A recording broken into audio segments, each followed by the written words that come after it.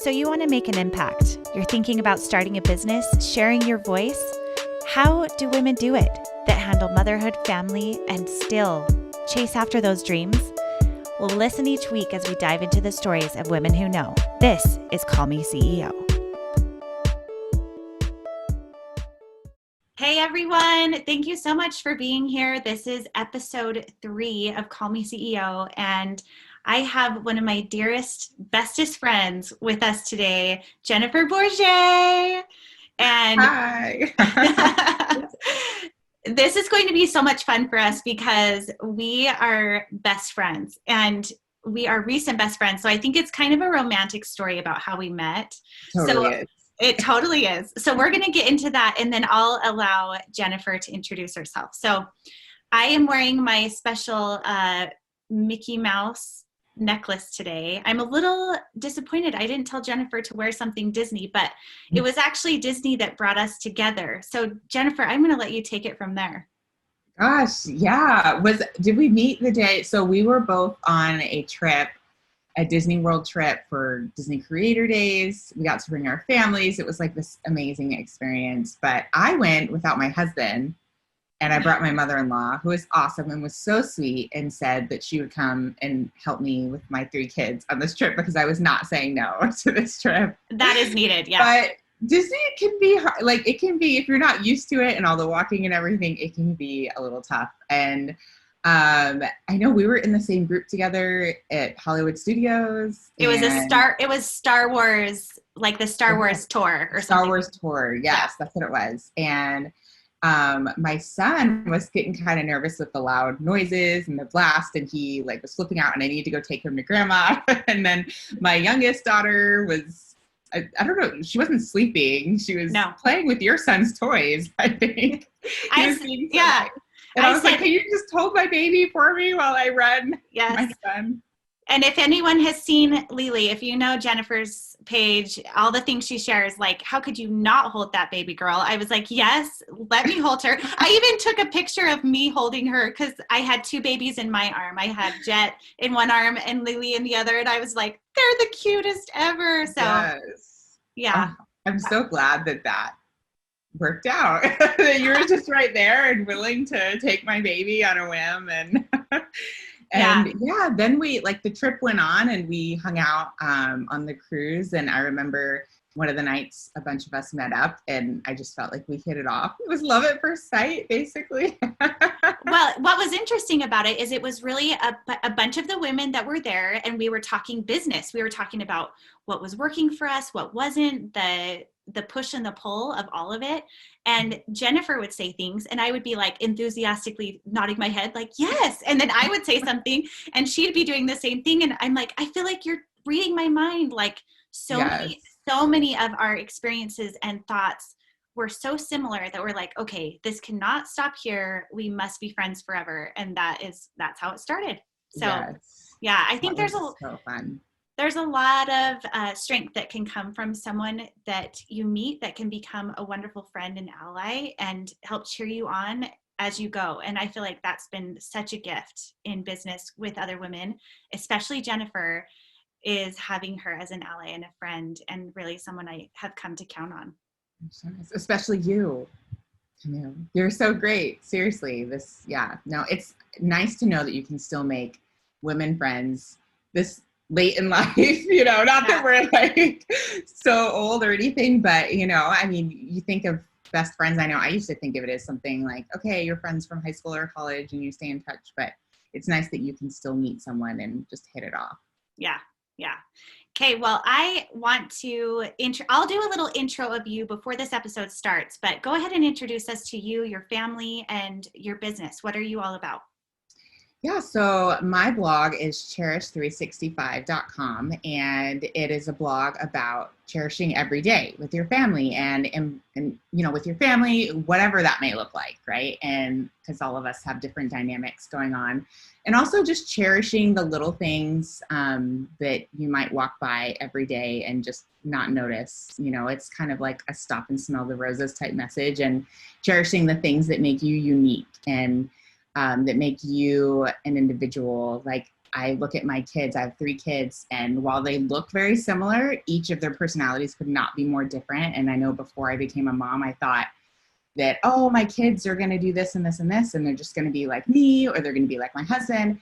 But then after I had them, I realized that I, can teach them things, but they are their own people. So it's really about recognizing who I am, who they are, who all of us are. I hope that people can come in and read what I write about setting goals or cherishing the little things and walk away with ideas on how to become better. I love that so much. And I feel like I've learned a lot from you, watching you really tap into the different needs and interests of your children. It's so evident to see that you really take the time to dig in and see what lights them up inside, and it shows. And I love that you share that on your platform in all the different ways. It brings joy and purpose to it. It accomplishes exactly what you're looking for, which is to cherish every single day. And that is so awesome. So yeah. So take us back to when you were a kid. Where did you grow up? Did you see yourself doing this type of work? Like, how did you get to where you are now?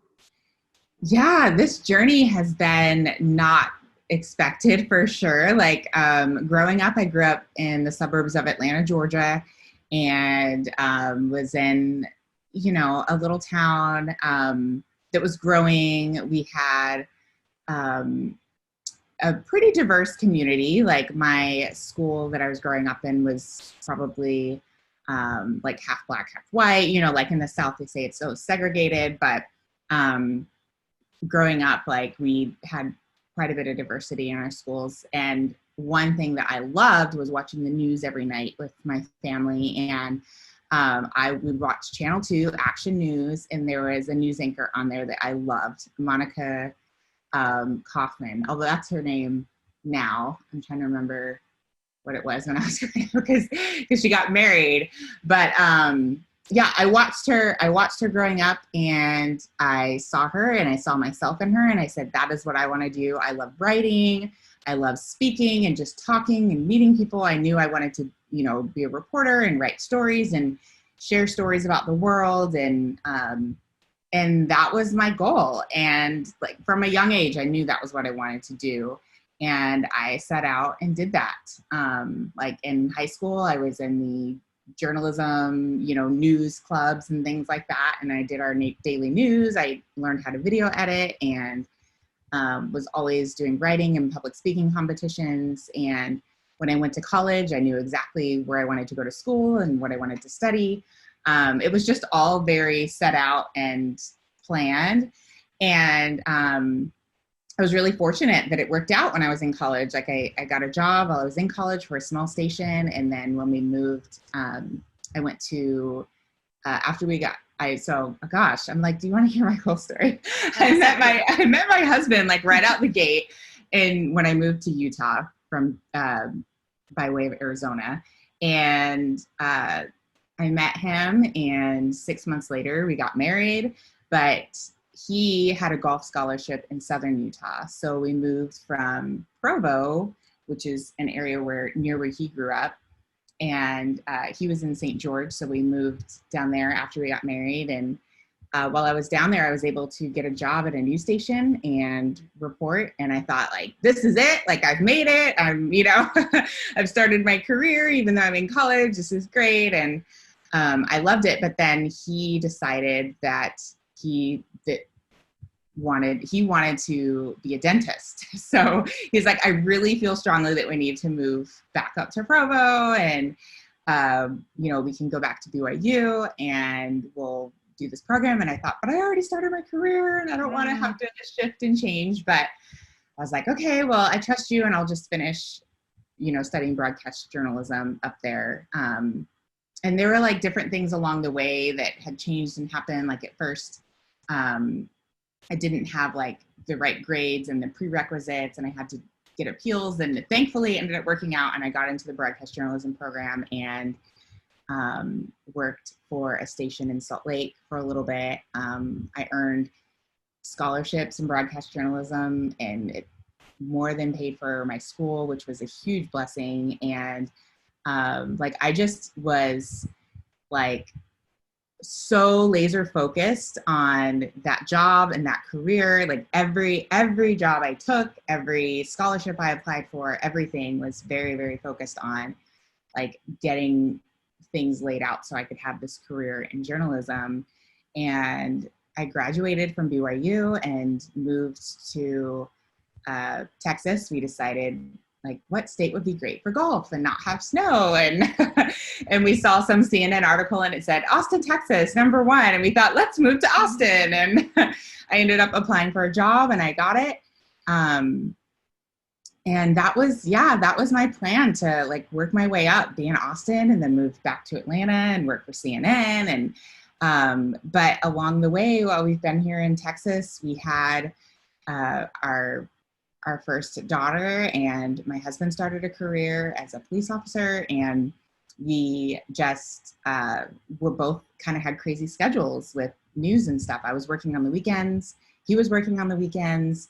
Like I worked early mornings, he worked early mornings, I worked late. Like it was just really hard with kids. And I had been freelance writing for some websites and stuff, some parenting websites and magazines. And I had started my blog as a fun thing to do on the side, just as a creative outlet while I was working in journalism, because I felt like while I loved storytelling and being in journalism, I didn't really have a chance to be silly and share my personality and things like that. So that's when I had started my blog before I had kids. Yeah. And what year was that you started your blog? So I started my blog in 2008. Okay. Yeah. So 2008, I started my blog the same year I started my job in Austin as a news reporter and anchor.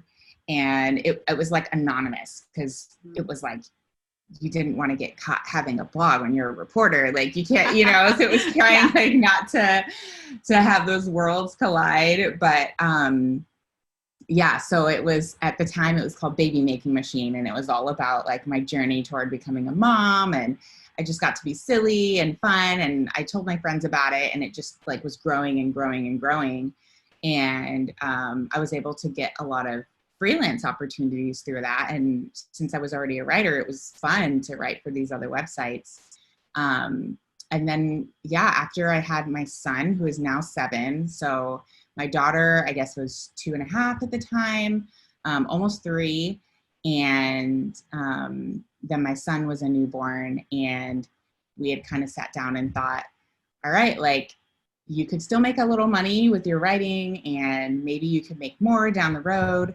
But this schedule is just really hard for both of us with the kids, and it's hard finding childcare on the weekends and at these crazy hours. So we decided that I would like take a step back from my job, and it was actually like a fortune cookie that helped me decide to take leave. Yes, it was. What did it say? I saw on Twitter that it was free orange chicken night at Panda Express. Yeah. So I was like, I'm going to go get some free orange chicken. And it came with a fortune cookie, and inside it said, take that leap you've been considering. And that was it for me. I was like, okay, it's like, there's my sign. I needed a sign. I'd been praying for like, like a hardcore, yes, this is, a good thing to do, because, like I had said, like I'd focused my whole life on this career, like knowing this is what I wanted to do in journalism. And I had earned all these scholarships, like all these people who believed in me and like helped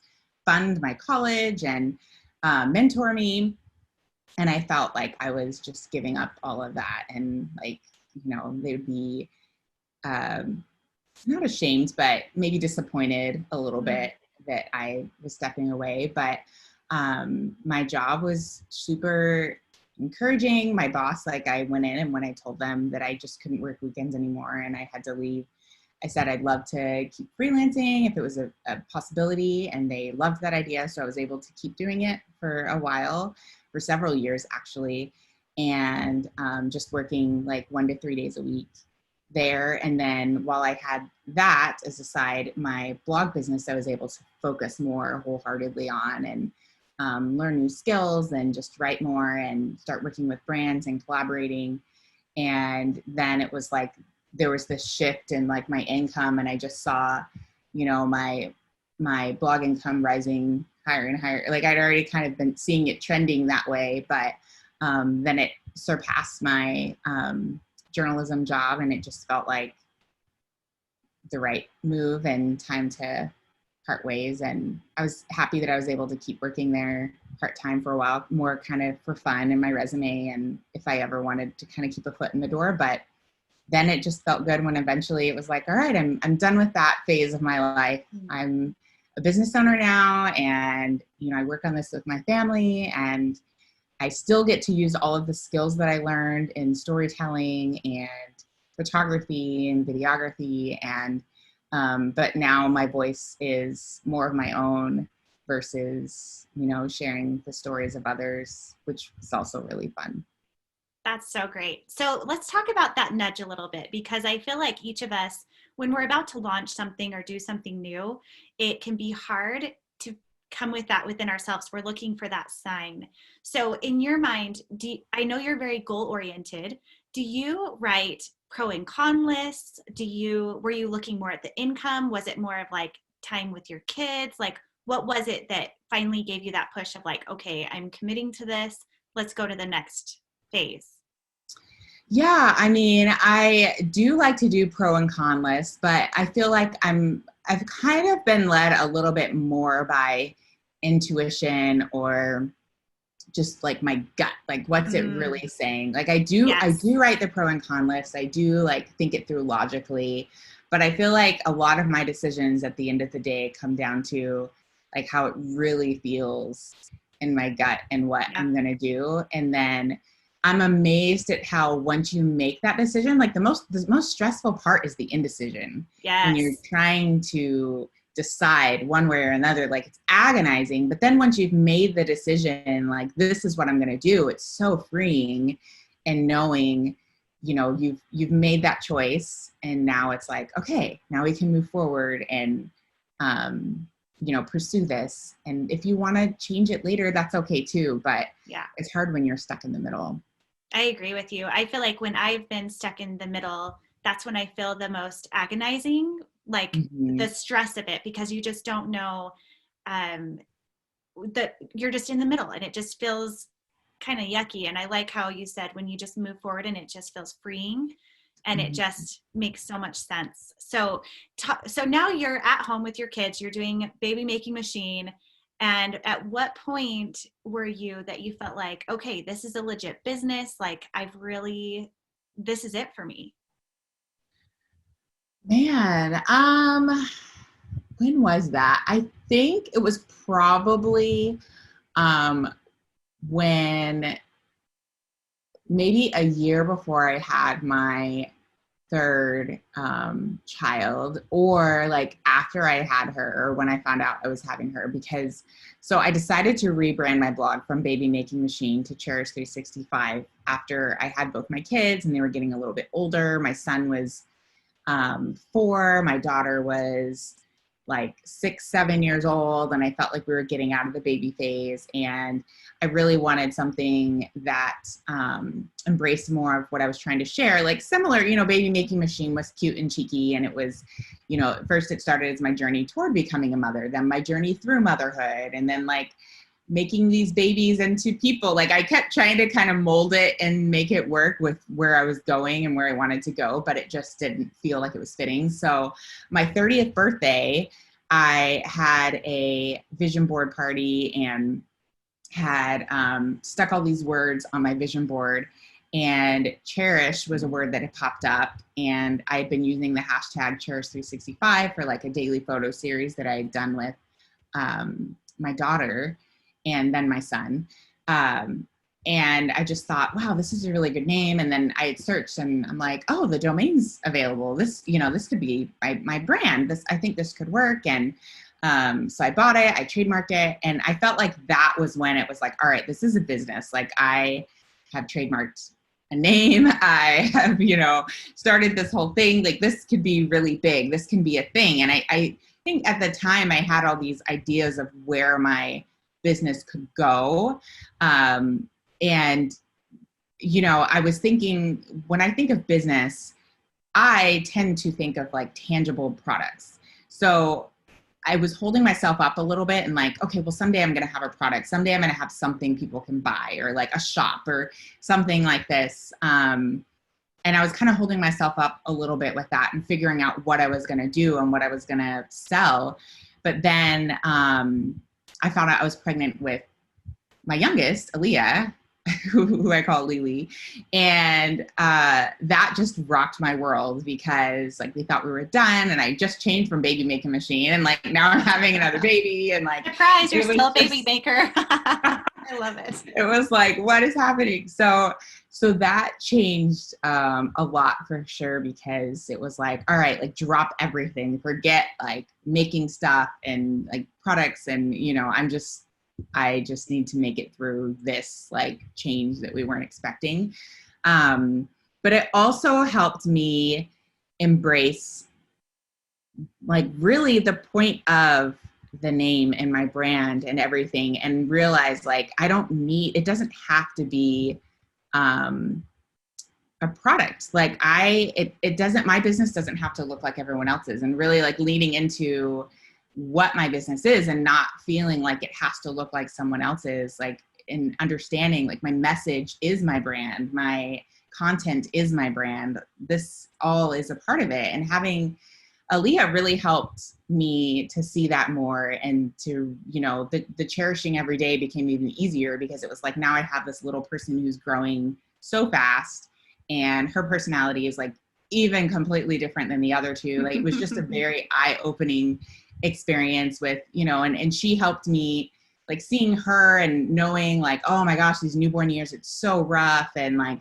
but I could also turn around and look at my 8-year-old daughter and think like, well, she was just a baby. It like seems like months ago. So it really helped me lean into my brand more, because I was like actually living this experience of, yeah, really like cherish every day, because it's hard, but it goes by so fast, and it is hard, and it doesn't take away the fact that it's hard, but it also does just go by so fast. So, so yeah, having her, and then, just helped me wake up more. And then I also just didn't have the time to do everything anymore with this extra person. So I had to bring on more contractors, and that was like a big wake up for me. Like, all right, this is legit a business, because I'm paying people now, and like I've got to keep doing this. So I'd say sometime between that, like the rebrand in right before I was pregnant with her. So I guess like 2017 and 2018 when she was born is probably about the time. So that took a while. Like I was like calling myself a hobbyist for like almost 10 years. You know what I mean? Yeah, no, I was in denial. I feel like I have watched you go through that transformation, because I have watched you do that. And it's been many conversations between us that I'm like, no, like you are a boss. Like you have a legit business that you own, and it is incredible. And like you said, I embraced that it didn't look like everyone else's. And I think that is what has made you so successful, is that you're very goal oriented, and you go after what you want, but you're also so good at creating community and connection. And I'm curious to have you speak to that a little bit, because you have developed such a heartfelt community around your brand.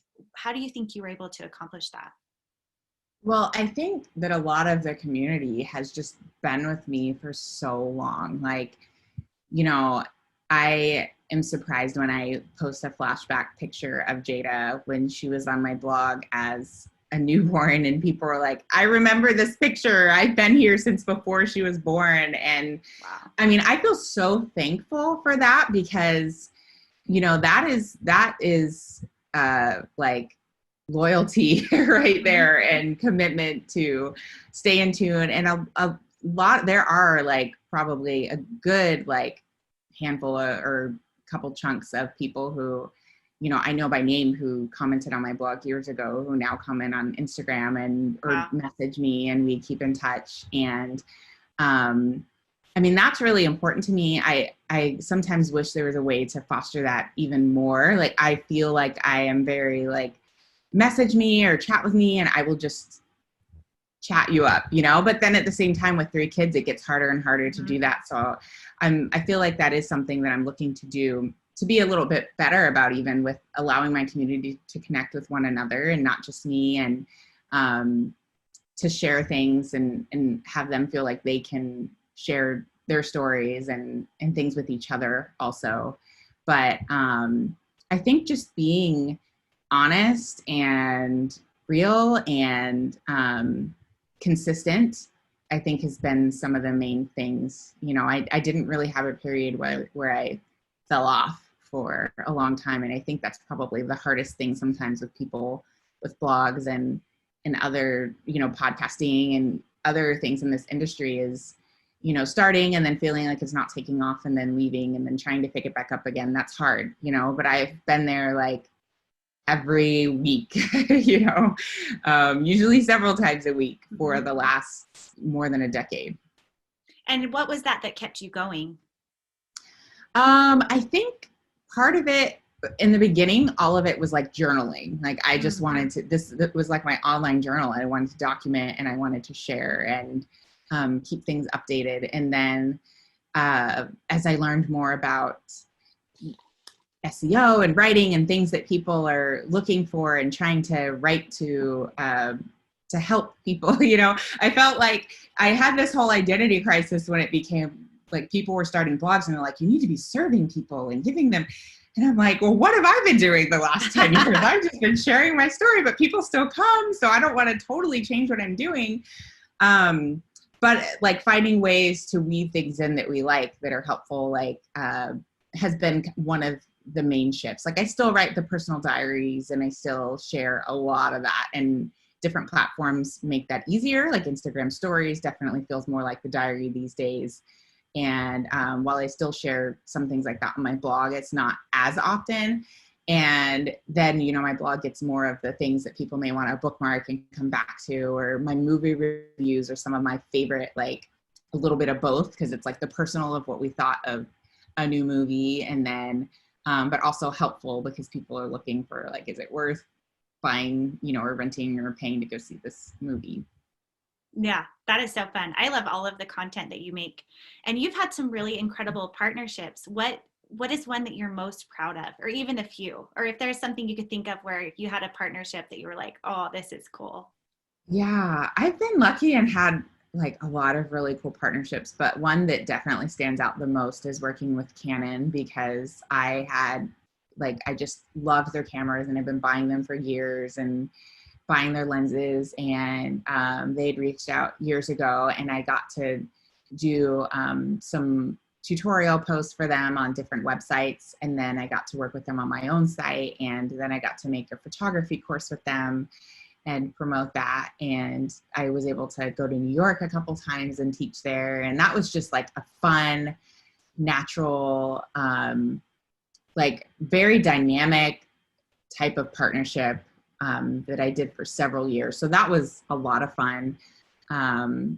Working with Disney has been fun just because we, you know, like it so much, and going there and the movies and stuff. I just feel like that's, you know, just, it's not even like a monetary thing. It's just like fun because it just fits so well and it's who we are. Yeah, those are a couple. I feel like I've lucked out. I really like the ones that feel like know me and allow me to do collaborations and like giveaways or like charitable type of things. Like right now I'm working with General Mills and Box Tops, and I feel like I've like been beating people over the head with like, box tops are digital now, but you need to like, you can contribute. But it's funny how every time I talk about it, I get more people who are like, oh, okay, yeah, I just signed up and now I'm doing it. And even though we homeschool, like now we're donating to these schools, and I'm like, yes, it's really cool. It's great. You know, so I think just ones that can get people doing stuff, you know, not necessarily buying things, but doing things like, and maybe that's what's in common with both of those is, you know, like Canon, it's like, okay, taking pictures and how to capture your kids and their essence and who they really are, or like capturing their like crazy wildness. And so it's not in a blurry picture, and, you know, learning how to use these fancy cameras that you got as a Mother's Day gift or whatever. And then, yeah, like putting like your grocery shopping, like here's the tip for how you can like put it to use and good use. those are some of my favorite ones. Those are all so good. So you've done a lot of years of influencing, and it has changed a lot over the years. Do you feel like if someone were to start today, what advice would you give them to get their foot in the door and even make it possible to work with these incredible brands? I think, I mean, at least in my experience and what I've seen, like something I think that is really important is like knowing who you are and what you want to share. And I know that people will say like be very niche specific, like know what you're going to talk about. Like you're going to talk about plants or organic foods or fitness or, you know, pick it and stick to it is what they'll say. And they'll say lifestyle isn't a niche. Like you need something more concrete.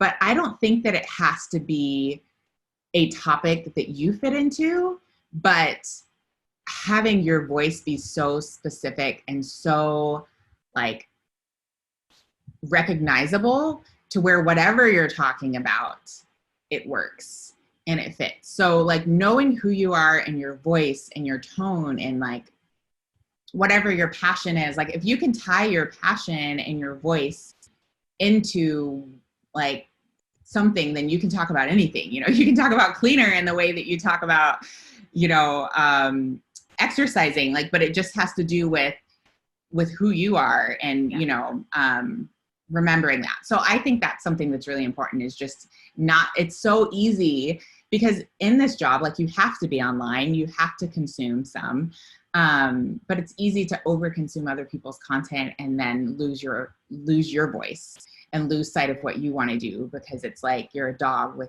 squirrels running around and you're like, oh, should I do that? Should I do that? Should I do that?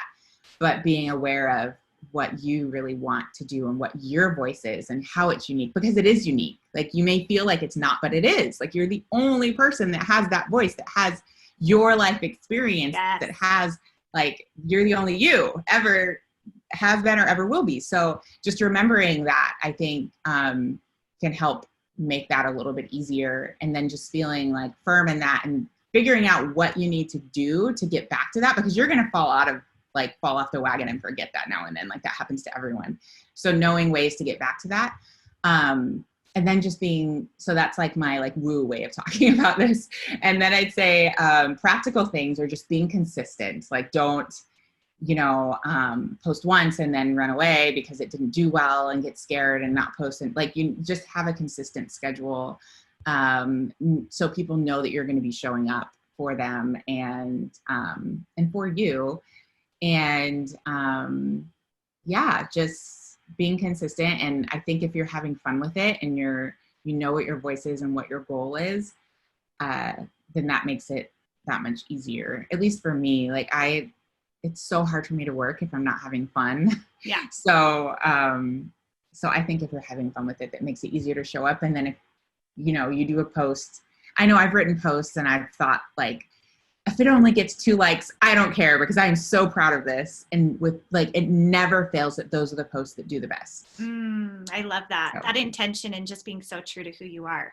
Yeah. So we talk a lot about books to read and things that really help transform and discover our own voice. So you're a big reader. What would the top 3, I'm making it 3 because I know 1 is hard. What would top 3 books be to helping someone discover that inner voice or their purpose? Okay, so for discovering their inner voice or their purpose, that's like a really good specific because I'm like, I have so many books, but I know. I feel like that's a good like way to narrow it down. So one that I really liked was Start With Why. I really like that one because it kind of breaks down like why the why is so important, and it kind of gives you, it helps you figure, like maybe it doesn't necessarily help you figure out what your why is, but it helps you realize why that's so important. Yeah. So that's a really good one. I really like, surprisingly, it's pretty deep and like, it's not my all-time favorite book, and because some people see it as very life-changing, but one that speaks to this idea of like who you are, is A New Earth. I thought that was pretty good in that it like really helps you like strip away all these labels and things that we put on ourselves. Like, oh, well, I am a homeschool mom. I am a wife. I'm a mom of 3. I'm like, oh yeah, like all these different labels that we try to put on, you know, like our race, our, you know, all these things, and like stripping that away, what's left, you know, that I thought was really good for that. And what's another one? Man, there's so many. I don't know. Those are my top 2. Yeah, I'm like, let me save my third one because I don't want to say it and then be like, wait, no, it was this one. Or top 2 is good. Hard top to 2 commit. is good. Yeah, no, that's perfect. So you have done something really unique in this business in that you have an agent that works for you outside of New York City. And I want you to speak to that because that's a pretty unique thing. I do not have my own agent. I know others that do, but how did that transform your business and how did you go about having that happen? Yeah, so that was really scary for me. But so this woman I had met at a blog conference, like maybe I think a year earlier, and I had spoken with her. I thought she was really nice. I actually didn't even realize that she was an agent when I met her. I just knew that she made press kits for people, and I thought that they were really pretty, and I knew mine was in need of an update. And I didn't realize that one of my friends had her as her agent. But I just knew we were going to stay in touch and I was going to have her work on my press kit. And after the conference, I contacted her and we went through that process and chatted a few times. I loved her work. Like, it turned out beautiful. And right at the end of like us tying that up, or maybe it was sometime in the middle of it, I found out that I was pregnant, and maybe I told her like towards the end or something. And I just like, I was stressing out, like, how am I going to do everything? And now I'm going to have a newborn. Like it was like kind of changing everything. And she was like, well, I'd love to work with you if you're interested. Like I think we worked well together with this project. And I was like really scared because at that time I had like had a few contractors help me here and there, but I had never paid someone like a substantial salary type thing. And it was a big decision. Like I was like telling my husband, like, I'm pretty much going to be paying her more than what you bring home. Like, is this worth it? Is this going to be a good investment? But so that was another leap of faith, and it was like a mindset shift that I had to do because we've always been very, very like budget savvy and just very big on like not overspending. So it was hard for me, especially. I knew once I made the decision, I could like work it over with my husband, but it was hard for me to be like, all right, this is going to be worth it. But I had actually read a book, You're a Badass at Making Money by Jen. I'm not sure her last name. I think it starts with an S, but that was like a really, really big game changer for me because I've gone from thinking like, kind of from a scarcity complex of money, kind of like, I don't need to make lots of money. I just need to like get by. And like, it just shifted my whole views on money because I'd never and at this point, remember, I didn't really like see myself as this business owner, like woman, like I just was like, yeah, if I can pay our bills, like it's good.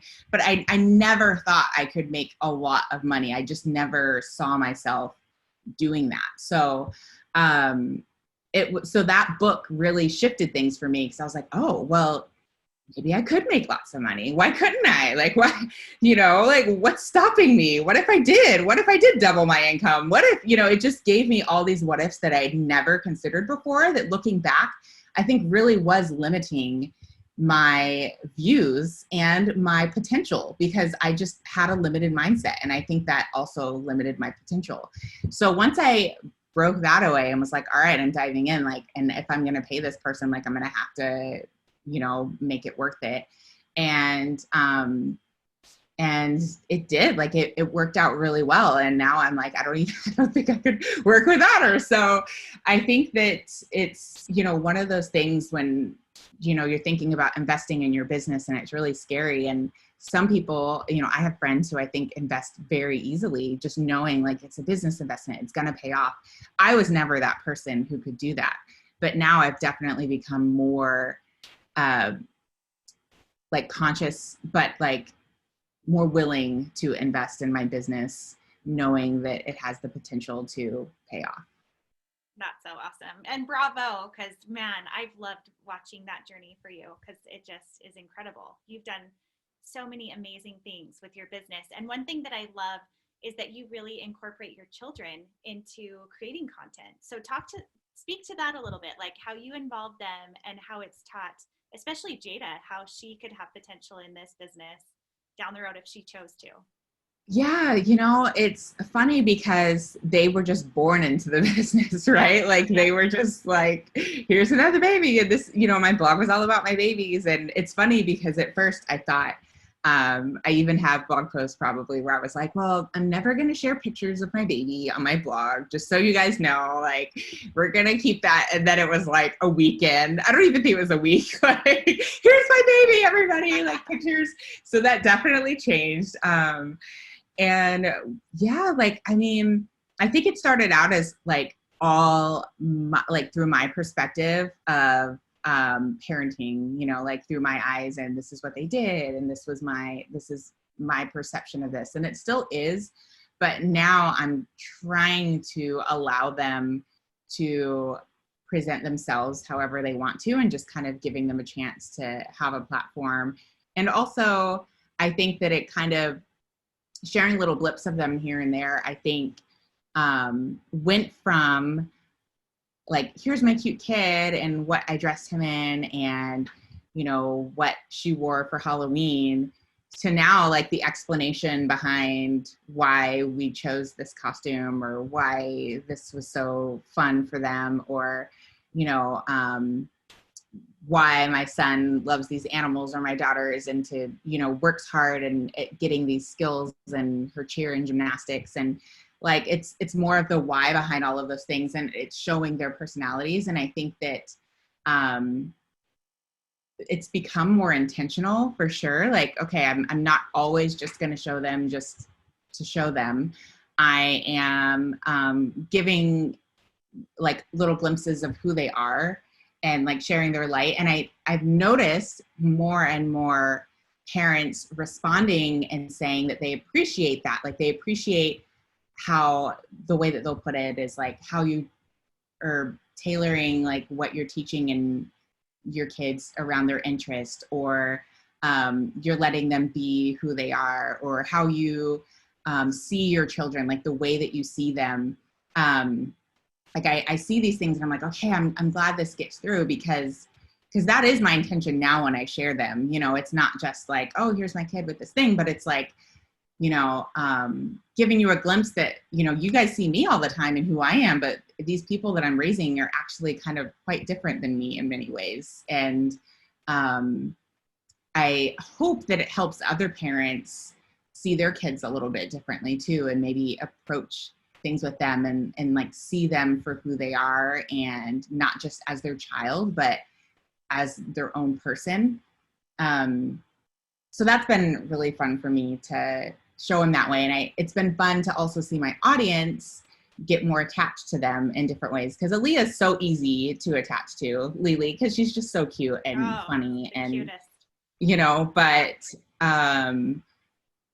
my other kids, I can see people growing attached to them too, because they're not just seeing a photo or just seeing them in the background or hearing them randomly say like what we're eating for dinner or whatever, but they're also hearing what excites them, and they can see them lighting up when they're talking about something that is their spark.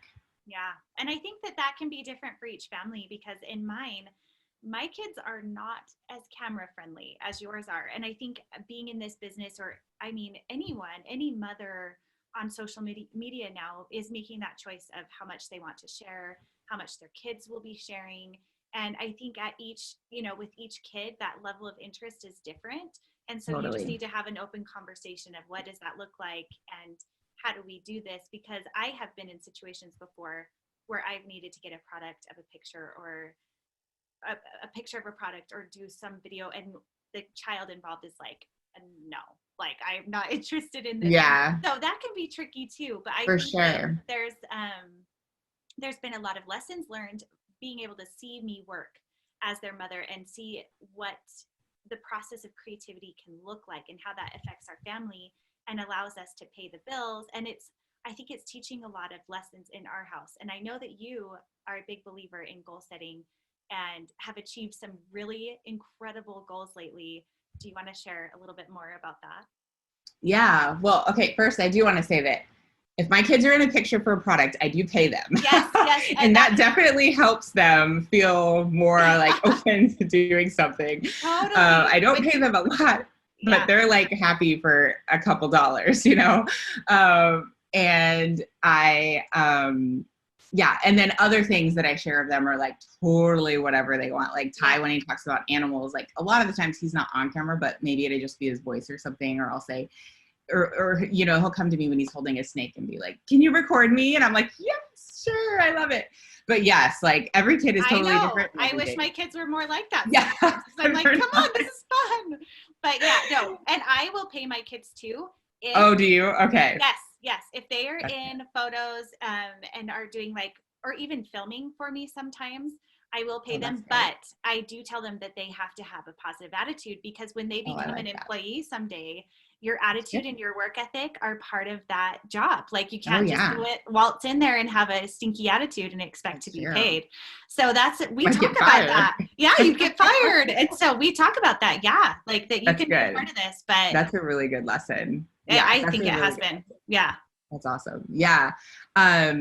So yeah, with goal setting, I mean, we are big on that for sure. And I like totally talk to my kids about that all the time. They're probably, I don't think they're annoyed, but I am very, especially my oldest, like, well, what are your goals? And okay, what about in this area of life? And okay, so what are you doing today to help you reach that, you know, goal for next week or whatever?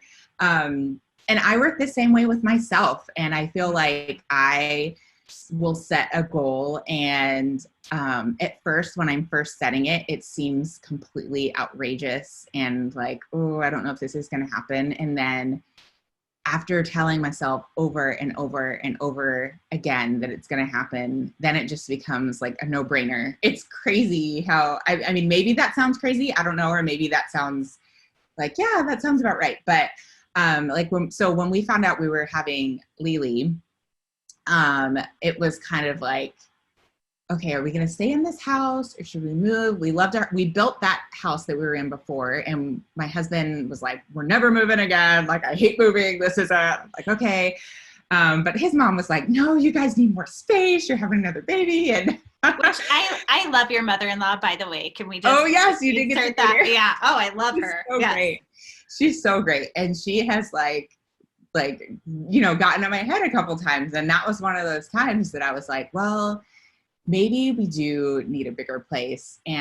But maybe if we did, we could just get everything we want. And I just want a place with trees. Like, it was something in the back of my mind that I had wanted that we didn't have where we were. I was like, if we had an acre, if it was the same house on an acre, I would be so happy and I would be fine.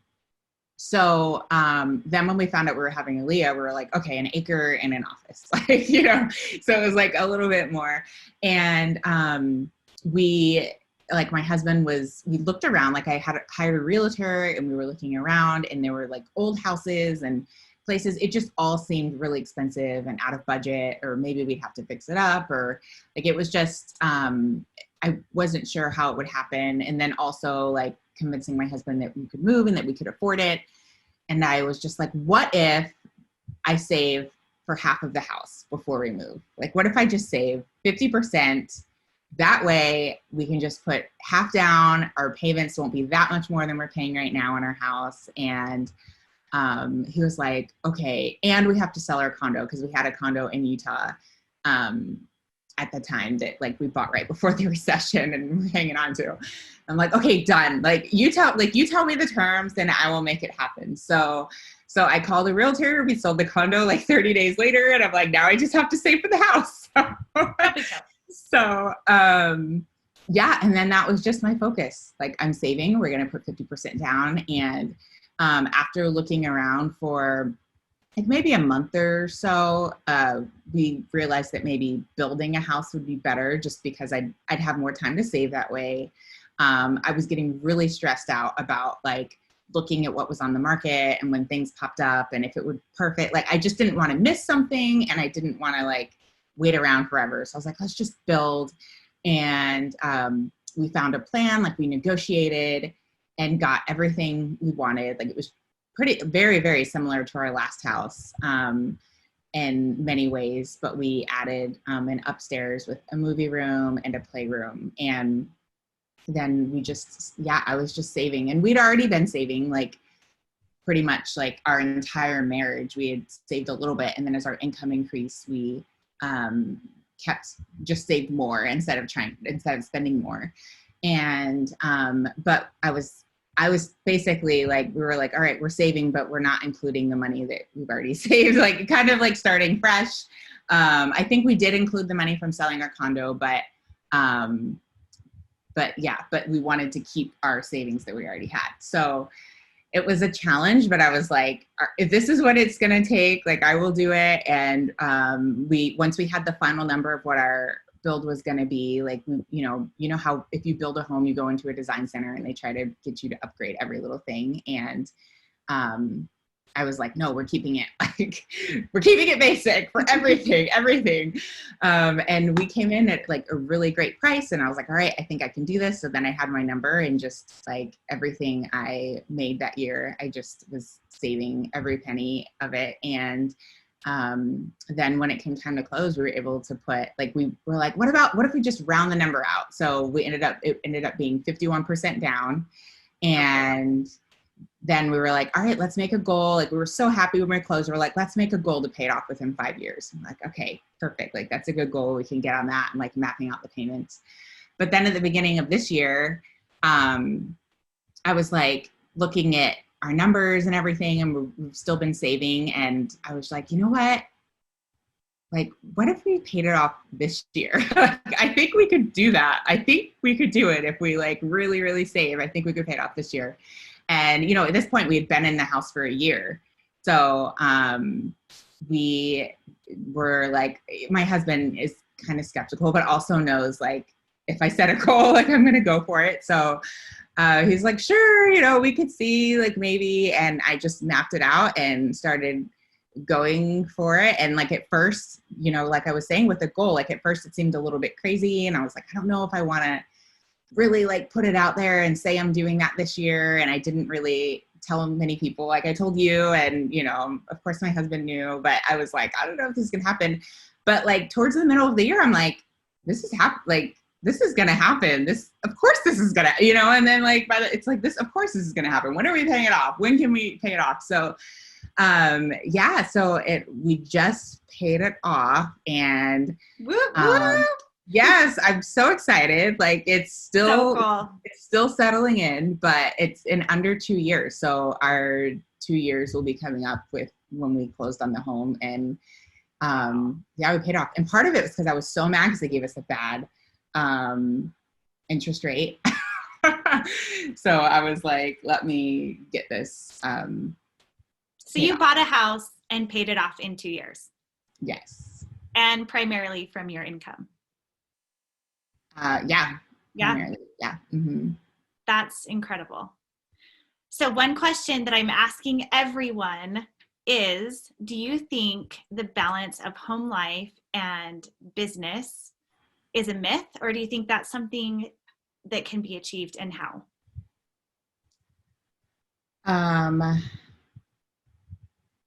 Okay, is there any way we can pause this? Yep. I'm so sorry. Okay. You're okay. My kids are trying to. Okay, so one question that I'm asking everyone that comes on the show is, do you believe that family and life can be balanced with business, or do you think that that is a myth? No, I don't think it's a myth. I definitely think it's a possibility. I don't think it's always easy, depending what your business is. But I think if that's your goal, like if your goal in your business is to also have that balance, and I absolutely think it's possible. It might mean shifting obligations and tasks and duties one way or another, but you know, I don't think you'll always be leveled out in that balance and like equally balanced. I think sometimes business will come before family and sometimes family comes before business, but I definitely think, you know, like averaging it out on a week or a month, I think it's possible. Yeah. And what are some things that you've done that have helped you to achieve that? I think for me, like setting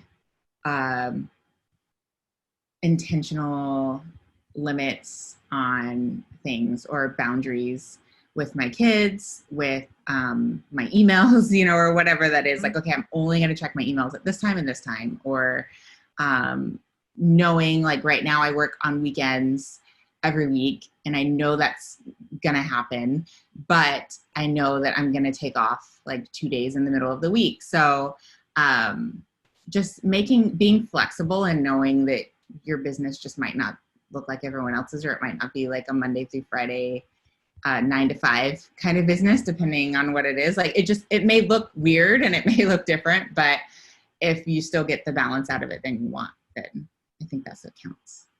Oh, that's awesome. Well, I appreciate you sharing so much with us today. It has been so fun to interview you. So thank you so much. Thank you. This has been fun. Yeah. All right. Well, thank you everyone who's listened in today, and make sure that you send me a screenshot of your 5-star review with a comment review on Instagram at Call Me CEO Podcast for your chance to win some amazing prizes.